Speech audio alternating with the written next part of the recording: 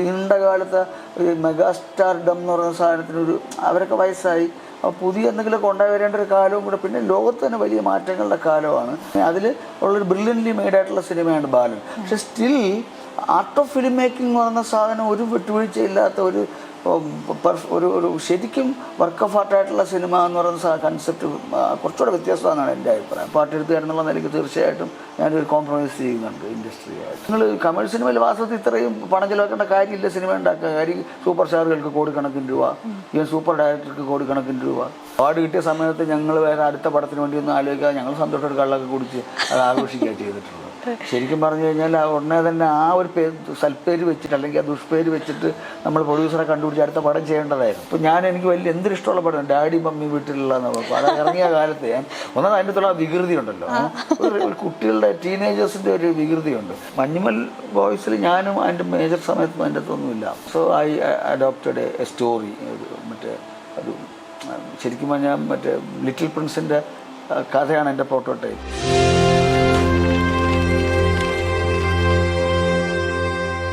Writing ഡെസ്കിൽ പ്രിയപ്പെട്ട എഴുത്തുകാരൻ അൻവർ അലിയാണ്. Sir, welcome. Welcome to you also. ഇപ്പം ബാലൻ പുറത്തിറങ്ങിയ ശേഷം 2 പാട്ടുകൾ വലിയ രീതിയിൽ ഹിറ്റാവാണ്. കൊമേഴ്ഷ്യൽ സിനിമകളോട് അത്ര താല്പര്യം ഇല്ലാത്ത ആളാണ് എന്ന് സാറ് മുന്നേ പറഞ്ഞിട്ടുണ്ട്. അതിനേക്കാൾ കുറച്ചുകൂടെ ഇൻഡിപെൻഡന്റ് സിനിമകളോടൊക്കെയാണ് താല്പര്യമുള്ളത് എന്ന് പറഞ്ഞു. പക്ഷെ ഇപ്പം പൊതുവെ ഈ ഒരു അഭിപ്രായത്തിൽ പലർക്കും മാറ്റങ്ങൾ ഉണ്ടായിട്ടുണ്ട്. പുതിയ കൊമേഴ്ഷ്യൽ സിനിമകൾ കുറച്ചുകൂടെ എക്സ്പ്ലോർ ചെയ്യാനുള്ള സാധ്യതകൾ ഒരുക്കുന്നു എന്ന് പറയാറുണ്ട്. പ്രത്യേകിച്ചും ബാലൻ പോലുള്ളൊരു സിനിമ അത് എല്ലാ കൊമേഴ്ഷ്യൽ ഫാക്ടേഴ്സിനെയും സാറ്റിസ്ഫൈ ചെയ്യുന്ന സിനിമയാണോ എന്ന് ചോദിച്ചാൽ അത് ഡൗട്ട്ഫുള്ളാണ്. അപ്പം ഇത്തരത്തിലുള്ള മാറ്റം, അത്തരം ഈ പറയുന്ന ഫോർമാറ്റുകൾ തിരുത്തപ്പെടുന്ന സിനിമകളുടെ കൂടെ നിൽക്കുന്നത്, അതിനോടുള്ളൊരു പ്രതികരണം. ഇത്തരം ഒരേ സമയം ചില എസ്തെറ്റിക് ഡിസിപ്ലിൻസ് ഫോളോ ചെയ്യുക, എസ്തെറ്റിക് കൺസേൺസ് ഫോളോ ചെയ്യുക, അതേസമയം ഫിലിം ഇൻഡസ്ട്രിയുടെ നോംസിൻ്റെ അകത്ത്, അതായത് പണം മുടക്കുന്ന പരിപാടിയാണ് പണവും കൂടെ മുടങ്ങരുത് എന്നുള്ളൊരു വിചാരം. അങ്ങനെ രണ്ടും കൂടെ കലർന്നിട്ടുണ്ടായ സിനിമയ്ക്ക് ഒരു ഹിസ്റ്ററി ഉണ്ട്. കേരളത്തിൽ മിഡ് സിനിമ എന്നാണ് എന്നെ പണ്ട് വിളിച്ചിരുന്നത്. ഇപ്പോൾ കെ ജി ജോർജ് ഒരു നല്ല ഫിലിം മേക്കർ, ഗംഭീര ഫിലിം മേക്കർ, ഒരു എസ്തെറ്റിക്കലി ബ്രില്യൻ്റായ ഫിലിം മേക്കർ തന്നെയായിരുന്നു. പക്ഷേ അദ്ദേഹം ഇൻഡസ്ട്രിക്കകത്ത് പ്രവർത്തിച്ചത് ഇത് മിഡ് സിനിമ എന്നുള്ളതിൻ്റെ അകത്താണ്. അതുപോലെ മിഡ് സിനിമയിൽ പത്മരാജൻ, ഭരതൻ തുടങ്ങി പലരും, മോഹൻ, ഈവൻ ഏതാണ്ട് 60കളുടെ ഒടുവിലും 70കളിലും ഒക്കെ ഉള്ള രാമു കാര്യാട്ടിനെയും സേതുമാധവനെയും പോലത്തെ ഡയറക്ടേഴ്സ് പോലും അവരന്നാ വാക്ക് ഉപയോഗിച്ചിരുന്നില്ലെങ്കിൽ പോലും, അതുപോലെ ശോഭന പരമേശ്വരനെ പോലത്തെ പ്രൊഡ്യൂസേഴ്സ്, അച്ചാണി രവി എന്നും ജനറൽ പിക്ചേഴ്സ് രവി എന്ന് അറിയപ്പെട്ടിരുന്ന രവീന്ദ്രനാഥ് നായരും, ഇവരൊക്കെ തന്നെ ഈ ഫലത്തിൽ ഒരു മിഡ് സിനിമ തന്നെയാണ് കൺസീവ് ചെയ്തത്. വലിയ പണം മുടക്കമുള്ളൊരു മാധ്യമം ആയതുകൊണ്ട് നഷ്ടം വരിക എന്നൊരു വിചാരവും, അതേസമയം എസ്തെറ്റിക്കലി ബ്രില്യൻ്റ് ആയിട്ട് സിനിമ നിർമ്മിക്കണം എന്നുള്ള ആഗ്രഹവും. പിന്നെ 2 കാര്യത്തിൽ ലിമിറ്റേഷൻസ് ഒക്കെ നമുക്കുണ്ടാകും. പക്ഷേ അവരുടെ കൺസേൺസ് രണ്ടും കൂടെ കലരുന്ന കൺസേണാണ്. അതിൻ്റെ തുടർച്ച ഇടക്കാലത്ത് അതിൻ്റെ തുടർച്ച വീക്കറായിട്ടുണ്ടാകും. പല കാലഘട്ടങ്ങളാണ്. ഞാൻ ഹിസ്റ്ററിയിലേക്കൊന്നും പോകുന്നില്ല. പക്ഷേ ഇപ്പോൾ അതിൻ്റെ തുടർച്ച കിട്ടുന്നുണ്ട്. ഇപ്പം പുതിയ യങ്സ്റ്റേഴ്സിൻ്റെ, young directors, young script writers, young ആർട്ടിസ്റ്റുകൾ, അവർക്കൊക്കെ ആ കൊഞ്ചെന്ന് പറഞ്ഞ സാധനം, അങ്ങനെ പുതിയ സാധനം വേണം.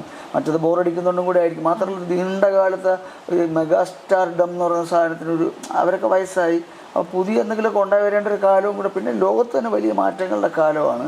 അതിലും ഒരുപക്ഷെ പലരും പറയാറുണ്ട്, അതിനെക്കുറിച്ച് അത് അത്ര ഓതൻറ്റിക്കായിട്ട് പറയാറില്ല. തമിഴിലെയോ തെലുങ്കിലെയോ മറ്റിന്ത്യൻ പല ഭാഷകളിൽ അപേക്ഷിച്ച് മലയാളത്തിലും കുറേ കൂടെ ആർട്ടിസ്റ്റിക് കൺസേണും സോഷ്യൽ കൺസേൺസും ഒക്കെ ഉള്ളതിൻ്റെ സിനിമ അതുണ്ടാവുന്നുണ്ട്. മറ്റു ഭാഷകളിൽ ഇല്ലയോ എന്നുള്ളതിനെക്കുറിച്ച് എനിക്കറിയില്ല. തമിഴിൽ ഒരു പ്രത്യേക കാലത്ത് ഇപ്പം ഭാരതീയരായപ്പോൾ മരിച്ചല്ലോ, അത് മുതൽ ഇങ്ങോട്ട് വളരെ പുതിയ ദളിത് സിനിമയുടെ ഒരു മൂവ്മെൻറ്റ് വരെ തമിഴിലുണ്ടെന്നാണ് എൻ്റെ ഒരു തോന്നൽ. അപ്പം വ്യത്യസ്തമായ രീതി മലയാളത്തിലും ഒരു concern towards society, concern towards philosophical and aesthetic format of cinema as an art form, ഈ നിലയ്ക്കൊക്കെ ഉള്ള ഒരു കൺസേൺ വന്നിട്ടുണ്ട്. അതിൻ്റെ എലമെൻറ്റ് മലയാളത്തിൻ്റെ രീതിയിൽ മലയാളത്തിൻ്റെ മിഡിൽ ക്ലാസിൻ്റെതായൊക്കെ ചില കൺസേൺസ് വന്നിട്ടുണ്ട്. അതിൽ വരുന്ന സിനിമ, അതിൽ ഉള്ളൊരു ബ്രില്യൻ്റ്ലി മെയ്ഡായിട്ടുള്ള സിനിമയാണ് ബാലൻ. പക്ഷെ still art of film making എന്ന് പറയുന്ന സാധനം ഒരു വിട്ടുവീഴ്ചയില്ലാത്ത ഒരു ശരിക്കും വർക്ക് ഓഫ് ആർട്ടായിട്ടുള്ള സിനിമ എന്ന് പറയുന്ന കൺസെപ്റ്റ് കുറച്ചുകൂടെ വ്യത്യസ്തമാണെന്നാണ് എൻ്റെ അഭിപ്രായം. ഇപ്പോൾ നമ്മളിപ്പം കഹേദു സിനിമയോ ന്യൂ വേവ് സിനിമ എന്ന് യൂറോപ്പിൽ പറയുന്നതോ, അല്ലെങ്കിൽ ഇന്ത്യയിൽ തന്നെ സത്യജിത്രയെ പോലത്തെ ആളുകൾ, സത്യജിത്രയും ഋത്വിക് ഘട്ടക്കും ഒക്കെ റെപ്രസെൻറ്റ് ചെയ്യുന്ന, കേരളത്തിൽ അരവിന്ദനെയും ജോണിനെയും അടൂരിനെയും പോലത്തെ ആളുകൾ റെപ്രസെൻറ്റ് ചെയ്യുന്ന തരം അതിൻ്റെ ഒരു പുതിയ കാലമാണ് ഇൻഡിപെൻഡൻസ് സിനിമ നമ്മൾ വിളിക്കുന്നത്. ഒരുപക്ഷെ ഇപ്പം നമ്മുടെ ഈമായു എന്ന് പറയുന്ന സിനിമയുണ്ട്, കൃഷാന്തിൻ്റെ സിനിമകളുണ്ട്. അവരുടെയൊക്കെ സിനിമകളാണ് കുറെ കൂടെ എന്താണ് എസ്തറ്റിക് ഫിലിം എന്ന് ഞാൻ കരുതുന്നത്. അതിന് ഓഡിയൻസ് ഇല്ല, അത് ഇപ്പോൾ ഫെസ്റ്റിവൽസിൽ മാത്രമേ പോകുന്നുള്ളൂ. അതൊക്കെ മാറി മാറി വരും. പക്ഷേ അതെല്ലാ കാലത്തും പ്രശ്നം സിനിമ ഫേസ് ചെയ്യുന്നുണ്ട്. പക്ഷെ അതാണ് എസ്തറ്റിക് സിനിമ. തീർച്ചയായിട്ടും ഇൻഡസ്ട്രിക്കകത്ത് നിന്ന് ജോർജൊക്കെ ചെയ്ത പോലത്തെ ഒരു പരിപാടിയുടെ തുടർച്ചയാണ് ഇപ്പോൾ ചിദംബരത്തെ പോലത്തെ ഫിലിം മേക്കേഴ്സ്. അവർക്ക് സ്വന്തം കരിയർ ഇൻഡസ്ട്രിക്കകത്ത് കൊണ്ടുപോയിട്ട് എസ്തറ്റിക്സിനെ മുഴുവനും സാക്രിഫൈസ് ചെയ്യാനും വയ്യ, രണ്ടും സാക്രിഫൈസ് ചെയ്യാം. അപ്പോൾ അതാണ് അങ്ങനെ മറ്റ് സിനിമ ഉണ്ടാകുന്നത്. അപ്പോൾ അതിൻ്റെ വക്താവ് എന്നുള്ള നിലയ്ക്ക് ചിദംബരത്തിൻ്റെ വർക്ക്, ചിദംബരത്തിൻ്റെ ഈ സിനിമയ്ക്ക് വലിയ പ്രാധാന്യമുണ്ട്. തീർച്ചയായിട്ടും ഇത് രണ്ടിനെയും ഇതൊക്കെ മാറി ആർട്ട് ഓഫ് ഫിലിം മേക്കിംഗ് എന്ന് പറയുന്ന പഴയ ആർട്ട് സിനിമയൊക്കെ നിന്നു, സമാന്തര സിനിമ അവസാനിച്ചു, ഇനി ഇത് മാത്രമേ ഉള്ളെന്ന് പറയുന്ന വാദത്തോട് ഞാൻ യോജിക്കുന്നില്ല. അങ്ങനൊരു വാദമുണ്ട്. പ്രത്യേകിച്ചും ഈ ന്യൂജൻ സിനിമ എന്നൊക്കെ ഉള്ള വാക്ക് വന്നതിന് ശേഷം, ഇപ്പം ഞാൻ തന്നെ ആദ്യം വർക്ക് ചെയ്യുന്ന സിനിമ രാജീവ് വീട് അന്വേഷിച്ചില്ല. അപ്പോൾ അതിൻ്റെയൊക്കെ കാലത്താണ് ഈ വാദം ശക്തമാവുന്നതെന്ന് എനിക്ക് തോന്നുന്നു. അത് എനിക്ക് അന്നും അതിനെക്കുറിച്ച് സംശയമുണ്ട്, ഇന്നും സംശയമുണ്ട്. ഇൻഡസ്ട്രിക്കകത്ത് നിൽക്കുന്ന പ്രത്യേകിച്ച് ക്ലൈമാക്സ് ഒക്കെ നെഗറ്റീവ് ആവാതിരിക്കാൻ ശ്രദ്ധിക്കും. പിന്നെ പാട്ട് വേണം, പാട്ടുണ്ടെങ്കിലേ റിലീസ് ചെയ്യാൻ പറ്റുള്ളൂ. ഡ്രാമ നിർബന്ധമാണ്. വയലൻസും ഒരു പരിധി വരെ പലപ്പോഴും ഇതിൽ ചില വയലൻസ് പോലത്തെ കമ്പോണൻറ്റ്, ആർട്ടിഫിഷ്യലായിട്ടുള്ള ഇടി സീനുകൾ, മെയിൽ മാച്ചോ പെർഫോം, ഇതൊക്കെ ഒഴിവാക്കുന്നുണ്ട് പുതിയ പിള്ളേർ പലപ്പോഴും. അതുപോലെ പാട്ടിന് കൃത്രിമമായിട്ട് പാട്ട് തിരികെ കുറേ ഒഴിവാക്കാതെ അങ്ങനെയുള്ള എലമെൻറ്റ്സ് ഒഴിവാക്കി ഒരു എസ്തറ്റിക് ബ്രില്യൻസിലേക്ക് കുറച്ചുകൂടെ അടുപ്പിക്കുന്നുണ്ടെന്നുള്ളതാണ് ഇതിൻ്റെ ഗുണം. പിന്നെ കുറച്ച് ഫിലോസഫിക്കലായിട്ടും സോഷ്യലായിട്ടുള്ള കൺസേൺസും അത് കൈകാര്യം ചെയ്യുന്നുണ്ട്. അങ്ങനെ സോഷ്യൽ അത് പക്ഷേ ഒരു കാര്യമുണ്ട്, മലയാള സിനിമയുടെ ആദ്യകാലം മുതലേ സോഷ്യൽ കൺസേൺ എലമെൻ്റ് ഉണ്ട്. എത്ര കടുത്ത ഇൻഡസ്ട്രിയൽ ഗ്യാമ്പിളിംഗ് ഉള്ളപ്പോൾ ആ എലമെൻറ്റ് ഉണ്ട്. അത് ആ മീഡിയത്തിന് പൂർണ്ണമായിട്ട് അതിന് രക്ഷപ്പെടാനൊന്നും പറ്റൂല. ഇതാണ് ഇക്കാര്യത്തിൽ എൻ്റെ അഭിപ്രായം. സമാന്തര സിനിമകൾ ഡെഡ് ആവുന്നു എന്ന് പറയുമ്പോൾ തന്നെ അതിൻ്റെ അല്ല, അത്തരം വാദങ്ങൾ പറയുന്ന സമയത്ത് തന്നെ സോഷ്യോ പൊളിറ്റിക്കൽ ഇഷ്യൂസിനെ അഡ്രസ്സ് ചെയ്യുന്ന കൊമേഴ്ഷ്യൽ ഫോർമാറ്റിൽ വരുന്ന സിനിമകൾക്കെതിരെയും അത്തരം എതിർപ്പുകൾ വരുന്നുണ്ടല്ലോ. ഇതെല്ലാം ആർട്ട് ഹൗസ് സിനിമകൾ ചെയ്യേണ്ടതാണ്, സോഷ്യോ പൊളിറ്റിക്കൽ ഉത്തരവാദിത്വം ശരിക്കും സിനിമയ്ക്കില്ല എന്ന് പറയുന്ന ഒരു വാദവും കൂടെ അവിടെ വരുന്നുണ്ടല്ലോ. അങ്ങനെ ഉണ്ടോ എനിക്കറിയില്ല. അങ്ങനെ ഉണ്ടെങ്കിൽ അതൊന്നും അതൊക്കെ ബോറാണ്. അപ്പോൾ കമേഴ്ഷ്യൽ സിനിമയ്ക്കകത്തുനിന്നുകൊണ്ട് ഇതൊക്കെ ചെയ്യുന്ന തെറ്റൊന്നുമല്ല. അതിന് വേണ്ടിയിട്ട് വെള്ളം ചേർക്കുന്നതിൻ്റെ അളവ്, വെള്ളം ചേർക്കുന്ന രീതിയൊക്കെ പ്രശ്നം തന്നെയാണ്. ഇപ്പം നമ്മളിപ്പോൾ ആദിവാസി സമരത്തെക്കുറിച്ച് ഞാനും വർക്ക് ചെയ്താണ്, എൻ്റെ വളരെ പ്രിയ സുഹൃത്താണ് അനുരാജ് എന്ന് പറഞ്ഞ വ്യക്തി. പക്ഷേ സ്റ്റിൽ എൻ്റെ ഉൾപ്പെടെയവർക്ക് അറിയാം, നമ്മൾ അതിൻ്റെ അകത്തൊരു കുറച്ച് ഡൈല്യൂഷനുണ്ട് ആ സിനിമയ്ക്കകത്ത്. സ്റ്റിൽ അതൊരു സക്സസ്ഫുൾ സിനിമയാണ്. മാത്രമല്ല കമേഴ്ഷ്യലി വിജയിച്ചു. ആ ആദിവാസി സമരം പോലത്തെ ഇഷ്യൂ വീണ്ടും ലൈം ലൈറ്റിലേക്ക് വന്ന ഡിസ്കഷൻസിലേക്ക് അന്നേരം അതൊരു പോസിറ്റീവ്. പക്ഷേ എങ്കിലും അതിൻ്റെ വിക്ടിംസായ ആളുകൾ, ആദിവാസികളും ആ സമരത്തിൽ പങ്കെടുത്ത ആളുകളും അത് കാണുമ്പോൾ അവർക്ക് വിമർശിക്കാനുള്ള സാധനങ്ങൾ അതിൻ്റെ അടുത്ത് കാണും. അത് ഒരു എൻ്റർടൈൻമെൻറ്റ് അല്ലാന്ന് അവർക്ക് പറയേണ്ടി വരും. കേരളത്തിലെ മിഡിൽ ക്ലാസ് കാണികളെ ആകർഷിക്കുന്ന ഒരു എൻ്റർടൈൻമെൻ്റ് ആയിട്ട് നിങ്ങളെ കരയിപ്പിക്കുന്നതല്ല അതിൻ്റെ പ്രശ്നം.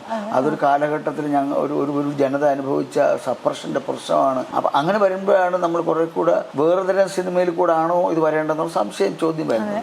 ആ ചോദ്യം അവിടെ ഉണ്ട്. It's always there. ഇപ്പോൾ ഡോണിൻ്റെ സിനിമയ്ക്ക് എപ്പോഴും ഡോൺ പാലത്തിങ്കൽ അയാളുടെ സിനിമ എപ്പോഴും അത് ശക്തമായ സിനിമാറ്റിക് ആയിട്ടുള്ള ഭാഷയും സിനിമാറ്റിക് മാത്രമായ തീമുകൾ ഒരു വിധത്തിലും അത് ഒരു അലങ്കാരം കൊണ്ട്, ഡെക്കറേറ്റീവ് എലമെൻറ്റ്സ് കൊണ്ട് സിനിമയെ ഒരു ഇൻഡസ്ട്രിയൽ ഒരു എൻ്റർടൈൻമെൻറ്റ് തേടി വരുന്ന ആളുകൾ അത് ആകർഷിക്കുന്നില്ല. അങ്ങനത്തെ സിനിമയാണ് ലോകത്തിൽ മാസ്റ്റേഴ്സ് ഉണ്ടാക്കിയിട്ടുള്ളത്. അപ്പോൾ ഇവരൊക്കെ മാസ്റ്റേഴ്സ് ആവാൻ ട്രൈ ചെയ്യുന്നുള്ള നിലയ്ക്കാണ്. അങ്ങനെ ഡെലിബറേറ്റ്ലി അല്ല, അതൊരു ആവശ്യമാണ്. അത് എപ്പോഴും നിലനിൽക്കും. ഇത് രണ്ടും മാറി മാറി നിലനിൽക്കും. സിനിമ ഒരു എൻ്റർടൈൻമെൻറ്റ് ഇൻഡസ്ട്രിക്കകത്തൊരു പ്രോഡക്റ്റായിട്ടും നിലനിൽക്കും. കാര്യം വേറെ മാർഗ്ഗമില്ല. അത്രയും പണം മുടക്കാതിൻ്റെ അകത്തുനിന്ന് വലിയ ഇൻഫ്രാസ്ട്രക്ചർ. പ്രത്യേകിച്ച് ക്യാപിറ്റലിസത്തിൻ്റെ കൂടെ പ്രോഡക്റ്റാണ് സിനിമ എന്ന് പറയുന്ന ഒരു സാധനം. ക്യാപിറ്റലിസം എന്താണെന്നുള്ള നമുക്ക് അറിയാമല്ലോ. മറിച്ച് ഒരു ശുദ്ധകല ഇൻ കോട്ട്സ്, ശുദ്ധമായൊരു കലാരൂപം എന്നുള്ള നിലയ്ക്കും സിനിമയെ കാണുന്ന ഒരു ഹിസ്റ്ററി ഉണ്ട്. ശരിക്കും ശുദ്ധമായിട്ട് സിനിമയെ കാണുന്ന എസ്തറ്റിക് ഡിവൈസസിൽ നിന്നാണ് ഇൻഡസ്ട്രി പോലും ശക്തി സംഭരിക്കുന്നത്. ഇപ്പം ഹോളിവുഡിൽ പലപ്പോഴും സിനിമയുടെ അത്തരം സ്ട്രെങ്തുകൾ അവർ ഹൈജാക്ക് ചെയ്യും. ഞാൻ കുറ്റമായിട്ട് പറയുകയല്ല. ഇപ്പം സെക്കൻഡ് വേൾഡ് വാറിനെ കുറിച്ച് ഷിൻഡ്ലേഴ്സ് ലിസ്റ്റ് വന്ന കാലത്ത് വാർത്തകൾ കണ്ടെത്തുന്നു, സെക്കൻഡ് വേൾഡ് വാറിനെ കുറിച്ച് ആദ്യമായിട്ടൊരു ഗംഭീര സിനിമ. പൊട്ടത്തരമാണത്. സിനിമ കണ്ടിട്ടില്ലാത്തതുകൊണ്ടാണ്. ഈസ്റ്റേൺ യൂറോപ്പിൽ നിന്നും സോവിയറ്റ് യൂണിയൻ, പഴയ സോവിയറ്റ് യൂണിയൻ, റഷ്യയിൽ നിന്നും സ്ലാവ് രാജ്യങ്ങളിൽ നിന്നൊക്കെ ഗംഭീരങ്ങളായിട്ടുള്ള പോസ്റ്റ് വാർ സിനിമകൾ, വാർ സൈക്കോസിൻ്റെ സിനിമകൾ വന്നിട്ടുണ്ട്. ഹംഗറി, പോളണ്ട്, ചെക്കോസ്ലോവാക്യ, പിന്നെ റഷ്യ, തുടങ്ങിയ രാജ്യങ്ങളിൽ നിന്നൊക്കെ ഗംഭീര സിനിമ, ഫ്രാൻസ്, ജർമ്മനി ഇവിടെ നിന്നൊക്കെ വന്നിട്ടുണ്ട്. അപ്പോൾ ഈ മാസ്റ്റേഴ്സാണ് ശരിക്കും സിനിമ എന്ന് പറഞ്ഞ ഭാഷ, സിനിമയുടെ ഭാഷ തീരുമാനിച്ചിട്ടുള്ളത്. ആ ഭാഷയെ കമേഴ്ഷ്യലായി ഉപയോഗിക്കുന്നത് ഇപ്പം തെറ്റെന്ന് നമുക്ക് പറയാൻ പറ്റില്ല. അതൊരു എൻ്റർടൈൻമെൻറ്റ് ഇൻഡസ്ട്രി എടുത്ത് ഉപയോഗിക്കുന്നു, ബോളിവുഡ് ഹോളിവുഡും ഒക്കെ ഉപയോഗിക്കുന്നു. അതിൽ നിന്നും എസ്തറ്റിക് ബ്രില്യൻ്റ് സിനിമകൾ ചില സമയങ്ങളുണ്ടായി. ഇപ്പോൾ ബ്യൂട്ടിഫുൾ മൈൻഡ് പോലൊരു ഗംഭീര സിനിമ ഉണ്ടായത് ഹോളിവുഡിൽ നിന്നാണ്. ഞാൻ ഹോളിവുഡിനെതിരാണ് കേട്ടോ. ഞാനക്കാലത്ത് ഗോദാർദിൻ്റെ കൂടെയാണ്. ഗോദാർദ് ഹോളിവുഡിൽ പോകില്ല തീരുമാനിച്ച ആളാണ്. ഈ പറഞ്ഞ പോലെ ഹോളിവുഡ് സിനിമകൾ ഇപ്പോൾ ഒരു കാലത്ത് ഉണ്ടാക്കി വെച്ചിട്ടുള്ള കൺസെപ്റ്റുകളുണ്ട്. ഇപ്പം ഇസ്ലാമോഫോബിക് എലമെന്റുകൾ കൊണ്ടുവന്നിട്ടും ആന്റി റെഡ് ഇന്ത്യൻ, റെഡ് ഇന്ത്യൻസിന് ഷോ പീസ് ആക്കുന്നവരല്ലേ മറ്റേ ഒരു പ്രത്യേക കാലഘട്ടത്തിലെ കോബോയ് സിനിമകളൊക്കെ തന്നെ. അതെ. അപ്പം ഇത്തരം സിനിമകൾക്ക് പിന്നീട് ഒരു കാലത്ത് ഹോളിവുഡ് തന്നെ ഞങ്ങളത് തിരുത്തേണ്ടതാണെന്ന് പറഞ്ഞിട്ട് ഒരു ഓൾട്ടർനേറ്റീവ് ഇമേജ് കൊണ്ടുവരും. പക്ഷെ അതിനെ പൊതുബോധത്തിനെ സാറ്റിസ്ഫൈ ചെയ്യുന്ന രീതിയിൽ എല്ലാ അലങ്കാരികതകളും വെച്ചിട്ട് പ്രസന്റ് ചെയ്യുകയും ചെയ്തിട്ടുണ്ട്. ഇപ്പം വളരെ സൂപ്പർ ഹീറോ സിനിമകളിൽ ഇപ്പൊ ബ്ലാക്ക് അമേരിക്കൻസിനെ റെപ്രസെന്റ് ചെയ്യുന്നു, സൂപ്പർ ഹീറോസ് ആയിട്ട് കൊണ്ടുവരുന്നു എന്ന് പറയുന്നുണ്ട്. അതേസമയം അവരെ റെപ്രസെന്റ് ചെയ്യുന്ന വിധം അല്ലെങ്കിൽ അവരെ കാണിക്കുന്ന വിധം പ്രോബ്ലമാറ്റിക് ആണെന്ന് ആളുകൾ എടുത്ത് വിമർശിക്കുന്നുണ്ട്. ഇത് ഇരകൾക്കൊപ്പവും വേട്ടക്കാർക്കൊപ്പവും ഓടുക എന്ന് പറയുന്നതാണ് ഇൻഡസ്ട്രി. അതിന്റെ പ്രശ്നം ലാഭം, എക്സ്പ്ലോയിറ്റേഷനാണ്. അതിപ്പോൾ നമുക്കതൊരു കുറ്റമായിട്ടല്ല, അതൊരു ഫീച്ചറായിട്ടാണ് കാണേണ്ടത്. മനുഷ്യ സമുദായത്തിൻ്റെ ചരിത്രത്തിലെ പ്രധാനപ്പെട്ട ഒരു ഫീച്ചറാണത്. നമ്മൾ ആ ഫീച്ചറിന് കൗണ്ടറായ സ്റ്റാൻഡ് എടുക്കുക എന്ന് പറഞ്ഞാൽ വളരെ റെവല്യൂഷണറി ആയ ഒരു ബദലിൻ്റെ സ്റ്റാൻഡാണ്. ആ സ്റ്റാൻഡാണ് ശരിയായ പൊളിറ്റിക്കൽ എസ്തറ്റിക്സ് എന്നൊക്കെ പറയുന്നത്. സിനിമയിലായാലും തിയേറ്ററിലായാലും മ്യൂസിക്കിലായാലും ചിത്രകലയിലായാലും പോയട്രിയിലായാലും ഒക്കെ ഉണ്ട്. ഓരോ മീഡിയത്തിൻ്റെ സ്വഭാവം അനുസരിച്ചും ഈ കളക്റ്റീവ് മീഡിയം പോലെ സിനിമ പോലത്തെ കളക്റ്റീവ് മീഡിയം അല്ലെങ്കിൽ ഓപ്പറ പോലെയോ പിന്നെ തിയേറ്റർ പോലെയുള്ള മീഡിയത്തിൻ്റെ അകത്ത് നമുക്ക് ആ മുതൽ മുടക്ക് വലിയ പ്രശ്നമായതുകൊണ്ട് ഇതുമായിട്ട് കോംപ്രമൈസ് ചെയ്യേണ്ടി വരും. ഇത് മാത്രമല്ല, ഇത് ഒരേ സമയം പോപ്പ് ആർട്ട് ഇതിനുണ്ടായി വരികയാണ്. ആധുനിക കാലത്ത് പോപ്പ് ആർട്ട് നിഷേധിക്കാൻ പറ്റത്തില്ല. Pop art is a commercial product also. Pop art വലിയ പൊളിറ്റിക്കലായി. ഇപ്പം പോപ്പ് മ്യൂസിക് ഒരേ സമയം ഡബിൾ എഡ്ജഡാണ്. പിന്നെ ബ്ലാക്ക് അമേരിക്കൻ മ്യൂസിക് എന്ന് പറയുന്നത് വലിയ പൊളിറ്റിക്കൽ മൂവ്മെൻറ്റുമാണ്, അതേസമയം വലിയ കമേഴ്ഷ്യൽ ആർട്ടുമാണ്. ഫുട്ബോൾ കളി അതുപോലെയാണ്. അപ്പോൾ നമ്മൾ അങ്ങനെ അതിൻ്റെ ട്വിൻ അതിൻ്റെ ഇരുതല പാമ്പ് ആണ്, ഇരുതല മൂരിയാണ് എന്നുള്ള മനസ്സിലാക്കിയിട്ട് അതിൻ്റെ യാഥാർത്ഥ്യം മനസ്സിലാക്കി വേണം. അല്ലാതെ ഇത് ബ്ലാക്ക് ആൻഡ് വൈറ്റ് ആയിട്ട് ഇതൊരു ഡിസിഷൻ എടുക്കാൻ പറ്റില്ല. ഇന്നത് കൊള്ളാം, ഇന്നത് കൊള്ളൂല. പക്ഷേ still you can take a position while you go for while you try to be a professional in a medium like cinema. അപ്പോൾ ഞാനൊരു പാട്ടെഴുത്തുകാരെന്നുള്ള നിലയ്ക്ക് തീർച്ചയായിട്ടും ഞാനൊരു കോംപ്രമൈസ് ചെയ്യുന്നുണ്ട് ഇൻഡസ്ട്രിയായിട്ട്. ഇൻഡസ്ട്രിക്കകത്ത് നിന്ന് പണിയെടുക്കാന്നുള്ളത് അത് എൻ്റെ പേഴ്സണൽ ചോയ്സാണ്. മറിച്ച് എൻ്റെ അടുത്ത് നിങ്ങൾ ചോദിക്കുകയാണ് നിങ്ങൾ പിന്നെ സിനിമയുടെ എസ്തറ്റിക്, ഞാൻ സിനിമയുടെ എസ്തറ്റിക്സിൻ്റെ കൂടെയാണ് വാസ്തവത്തിൽ എൻ്റെ തലച്ചോറും എൻ്റെ മനസ്സും എന്ന് പറയുന്നത്. അപ്പോൾ അത് കോൺട്രഡിക്ഷൻ ഉണ്ടോ വെച്ചാൽ കോൺട്രഡിക്ഷൻ ഉണ്ട്, ശരിയാണ്. ഈ പറയുന്ന കോൺട്രഡിക്ഷനിൽ തന്നെ ഇപ്പം നേരത്തെ നമ്മൾ പറഞ്ഞു എസ്തറ്റിക് സിനിമയും കൊമേഴ്ഷ്യൽ സിനിമയും എന്ന് പറയുന്ന ഒരു ബ്ലാക്ക് ആൻഡ് വൈറ്റിലേക്ക് വീണ്ടും കൊണ്ടുവന്നു കഴിഞ്ഞാൽ ഇപ്പോൾ ഡോൺ പാലത്തറ പോലെയുള്ള അല്ലെങ്കിൽ കൃഷാന്തിനെ പോലെയുള്ള മേക്കേഴ്സ് മലയാളത്തിൽ വരുന്നു. അവർ എസ്തറ്റിക്കലി ബ്യൂട്ടിഫുൾ ആയിട്ടുള്ള ഹൈലി ഡിസ്കസ് ചെയ്യപ്പെടേണ്ട വിഷയങ്ങൾ അഡ്രസ്സ് ചെയ്തുകൊണ്ടുള്ള സിനിമകൾ കൊണ്ടുവരുന്നു. പക്ഷേ ഇവരുടെ നിലനിൽപ്പ് അല്ലെങ്കിൽ ഇത് ഇവരുടെ ഈ രണ്ടുപേരെ വെച്ചിട്ട് പറയല്ല, ഈ ഇൻഡിപെൻഡന്റ് സിനിമകൾ കൊടുക്കുന്ന ആളുകളുടെ നമ്മുടെ മറ്റേ ആളിലെ നൻപകൽ നേരത്തെ ലിജോ അങ്ങനത്തെ ഒരു ഫിലിം മേക്കറായിട്ട് തന്നെയാണ് കൂട്ടുന്നത്. ഇതിന്റെ ഒരു നിലനിൽപ്പ് എന്ന് പറയുന്നതിൽ ഇപ്പൊ കലാകാരന്മാരുടെ നിലനിൽപ്പ് അതേസമയം പ്രശ്നത്തിലാവുകയാണ്. ഇപ്പൊ സിനിമ ചൂസ് ചെയ്യുന്ന ആള് എസ്തറ്റിക്സിന്റെ കൂടെ നിൽക്കുന്ന സമയത്ത് ആളുകൾക്ക് പ്രതിഫലം കുറയുന്നു, അത്തരം ലിമിറ്റഡ് സോഴ്സസിൽ വർക്ക് ചെയ്യേണ്ട അവസ്ഥ വരുന്നു. അവർ ഫേസ് ചെയ്യുന്ന മറ്റൊരു റിയാലിറ്റി കൂടെ അവിടെ ഇല്ലേ? അതിനൊന്നും പരിഹാരമില്ലല്ലോ, എന്ത് ചെയ്യാൻ? അത് വലിയ സംഗതിയാണ്. അതിപ്പോൾ അത് ലോകം മുഴുവൻ ഉണ്ടാവുമല്ലോ, അത് വലിയ വിഷയമാണ്. ഇപ്പോൾ നമ്മൾ ഒരു കോംപ്രമൈസും ഇല്ലാതെ ഫിലിം മേക്കിങ്ങിന് ഇറങ്ങുന്ന ആളുകൾ സ്ട്രഗിൾ ചെയ്യും ഭയങ്കര. എനിക്കറിയാം അങ്ങനെ സ്ട്രഗിൾ ചെയ്യുന്ന ഒരുപാട് പേരുണ്ട്. ഇപ്പോൾ നമ്മളെൻ്റെ എനിക്ക് വളരെ ഇഷ്ടപ്പെട്ട ക്യാമറാമാൻ പ്രതാപ് കുമാർ, ഫിലിം മേക്കറും ക്യാമറമാനുമാണ്. ചെറിയൊരു സ്ഥാപനമൊക്കെ നടത്തുന്നുണ്ട്. പോയി അവർ മാത്രം ഡോക്യുമെൻ്ററി ഒക്കെ എടുക്കുന്നവരാണ്. അവർ സിനിമയിൽ ഡോക്യുമെൻ്ററി എന്നുള്ള എന്താണ് ഒരു സബാൾട്ടൻ പേരിട്ട് വിളിക്കുന്ന സാധനവും സിനിമയാണ്. ഞാൻ സിനിമയെന്നേ പറയാറുള്ളത്. ഞാൻ അതിൻ്റെ അകത്ത് വർക്ക് ചെയ്യുന്ന ഒരാളും കൂടെയാണ്. അതും ഒരു മേജറായിട്ടുള്ള സിനിമ എന്ന് പറയുന്ന മീഡിയ ഉണ്ടാക്കിയ വലിയൊരു ജോണറാണ് യാഥാർത്ഥ്യത്തെ ചിത്രീകരിക്കുന്നത്. അതാണ് ഡോക്യുമെൻറ്റിങ് ദ വേൾഡ് എന്ന് പറയുന്നത്. അപ്പോൾ ഇതിൻ്റെ അകത്തെല്ലാം പ്രവർത്തിക്കുന്ന ആളുകളുണ്ട്, അവർ സ്ട്രഗിൾ ചെയ്യുന്നുണ്ട്. ഇപ്പോൾ ഒരു കാര്യം നിങ്ങൾ ശ്രദ്ധിക്കണം, ഈ ഇൻഡസ്ട്രി മല പോലെ വളരാത്ത സ്ഥലങ്ങളിൽ ആർട്ട് ഓഫ് ഫിലിം മേക്കിങ്ങിന് കുറച്ചുകൂടെ ഗ്രൗണ്ടുണ്ട്. ഇന്ത്യയിൽ ഈ ബോളിവുഡും ടോളിവുഡും കോളിവുഡും ഒക്കെ ഉണ്ട്, വലിയ പാടാണ്. അവർ കൊടുക്കുന്ന അതേ റെൻറ്റ് കൊടുത്തിട്ടായിരിക്കണം ക്യാമറ ഹയർ ചെയ്യേണ്ടത്. എല്ലാത്തിനും ചിലവ് അതാണ്. പാരാമീറ്റേഴ്സ് സെറ്റ് ചെയ്യുന്ന ഇൻഡസ്ട്രിയാണ്. അപ്പോൾ നിങ്ങൾ കമേഴ്ഷ്യൽ സിനിമയിൽ വാസ്തവത്തിൽ ഇത്രയും പണം ചിലവാക്കേണ്ട കാര്യമില്ല. സിനിമ ഉണ്ടാക്കുക കാര്യം സൂപ്പർ സ്റ്റാറുകൾക്ക് കോടിക്കണക്കിന് രൂപ, ഈവൻ സൂപ്പർ ഡയറക്ടർക്ക് കോടിക്കണക്കിന് രൂപ. പിന്നെ ഈവൻ ലൊക്കേഷനിൽ തന്നെ അൺവാണ്ടഡ് ആയിട്ടുള്ള ചിലവുകളൊക്കെ വരും. അത് ആ ഇൻഡസ്ട്രിയുടെ ഒരു ഗാംബ്ലിങ്ങിൻ്റെ ഭാഗമാണ്. വാസ്തവത്തിൽ ഒരു സിനിമ അല്ലാത്തൊരു സിനിമ എടുക്കാൻ ഇത്ര ചിലവ് ഈ റെമ്യൂണറേഷൻ കുറച്ചാൽ പറ്റും.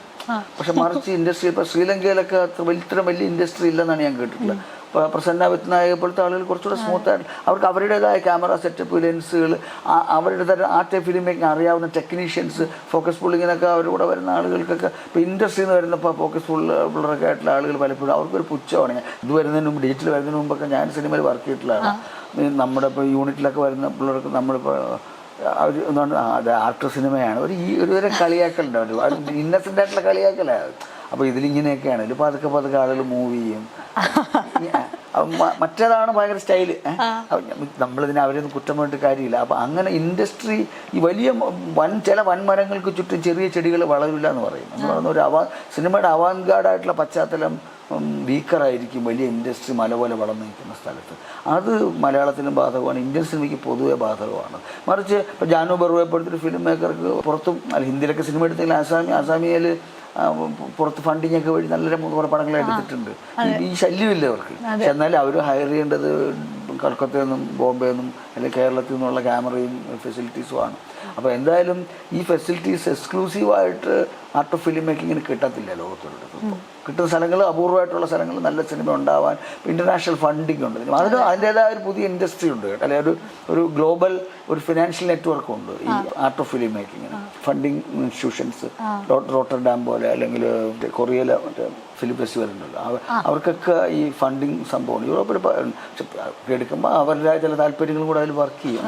ഇപ്പോൾ ഈ അടുത്ത കാലത്ത് തന്നെ നല്ലൊരു സിനിമ, ഈ എന്നെ തൃപ്തിപ്പെടുത്തിയ ഒരു സിനിമ എന്ന് പറയുന്നത് ശരിക്കും ശിവരഞ്ജിനി ചെയ്തിട്ടുള്ള വിക്ടോറിയ. അത് ഞാൻ അടുത്ത കാലത്ത് കണ്ട ഏറ്റവും പ്രധാനപ്പെട്ട ഇന്ത്യൻ സിനിമയായിട്ട് അതിനെ കൂട്ടുന്നത്. അപ്പോൾ അയൽ കപാടിയുടെ സിനിമയോട് ഈക്വലായിട്ടാണ് ഞാൻ അതൊന്നും ഗംഭീര സിനിമ അല്ലേ. അപ്പം പക്ഷെ ഇതിന് അത്ര എക്സ്പോഷർ കിട്ടിയില്ല. അവർക്ക് നല്ല പ്രോഗ്രാമറോ അവർക്ക് പുസാനിൽ തന്നെ ആദ്യം എൻട്രി ചെയ്യാൻ പറ്റില്ല എന്ന് ഞാൻ കേട്ടു. അതിനെക്കുറിച്ച് എന്തൊരു നല്ല സിനിമയാണ്, എന്തൊരു ചെറിയ സിനിമയാണ്. സിനിമ അങ്ങനെ എടുക്കാന്നുള്ളത് പ്രൂവ് ചെയ്യലാണ് ആർട്ട് ഓഫ് ഫിലിം മേക്കിങ്ങിൻ്റെ ജോലി. പക്ഷേ അതിന് സാക്രിഫൈസ് താൻ ചോദിച്ച പോലെ വലിയ എനിക്കറിഞ്ഞൂടാ. അതിപ്പം അത് നിങ്ങളുടെ ചോയ്സാണ്. ഇപ്പം നിങ്ങൾ ഒരു യങ്ങറായ ഒരാളുടെ അത് തിരഞ്ഞെടുക്കണമെന്നൊക്കെ പറയാൻ രണ്ടു വട്ടം ആലോചിക്കേണ്ടി വരും. ഞാൻ അതിൻ്റെ കൂടെ നടന്ന ഒരാളാണ് ഒരുപാട് കാലം. സിനിമാക്കാരനൊന്നും അല്ല, പക്ഷേ എൻ്റെ സുഹൃത്തുക്കൾ പലരും ഫിലിം മേക്കേഴ്സ്, പ്രത്യേകിച്ച് ഇന്ന് നിങ്ങൾ ഇൻഡിപെൻഡൻറ്റ് സിനിമയെന്നും അന്ന് ഞങ്ങൾ ആർട്ട് സിനിമ എന്നൊക്കെ സമാന്തര സിനിമ എന്നൊക്കെ വിളിക്കുന്നതിൻ്റെ കൂടെ പ്രത്യേകിച്ച് അരവിന്ദൻ്റെ ശിഷ്യന്മാരായിട്ടൊരു വലിയ സംഘത്തിൻ്റെ കൂടെയാണ് എൻ്റെ ജീവിതത്തിൽ വലിയൊരു സമയം ഞാൻ ചെലവിട്ടത്. എനിക്ക് കവിതയോളം തന്നെ പ്രിയപ്പെട്ടതാണ് സിനിമ. അതുകൊണ്ട് അവരുടെയൊക്കെ വർക്കുകൾ ഞാൻ വളരെ ഇൻഫോർമലി പാട്ട് എഴുതുന്നതിനൊക്കെ മുമ്പ് ചെയ്തിട്ടില്ലേ സാർ? അതെ, ഞാൻ